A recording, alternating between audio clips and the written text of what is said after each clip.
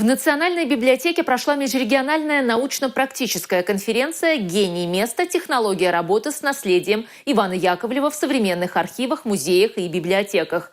Конференция посвящена юбилею педагога и просветителя и 155-летию Симбирской чувашской школы. Сотрудники библиотек, музеев, архивов Чувашии, Башкортостана, Мариэл, Ульяновской и Самарской областей обсудили педагогическое и культурное наследие Ивана Яковлева. В электронной библиотеке Чувашии представлено более 400 документов, посвященных просветителю. Все они стали доступны участникам конференции. Заведующая сектором Национальной библиотеки Республики Ольга Величко рассказала, как занимаются продвижением наследия Ивана Яковлева в электронной среде. Более структурированными и более информативными являются виртуальные выставки, которые как раз готовятся на оцифрованных материалах.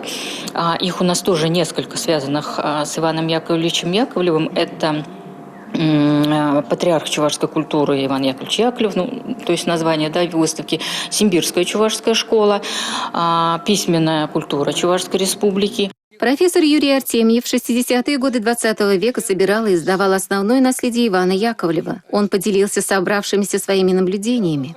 Иван Яковлевич Яковлев и мечтать не мог. Мы сейчас вспоминаем, собрались для этого, какой он подвиг совершил и при каких условиях. Это немыслимо. Участники конференции делились и своим опытом сохранения наследия Ивана Яковлева. Большая работа проводится в архивах и библиотеках наших соседей в Ульяновской области. Те библиотеки, где, так скажем, населенные пункты, где живут чуваши, конечно же, пропагандируется наследие Яковлева.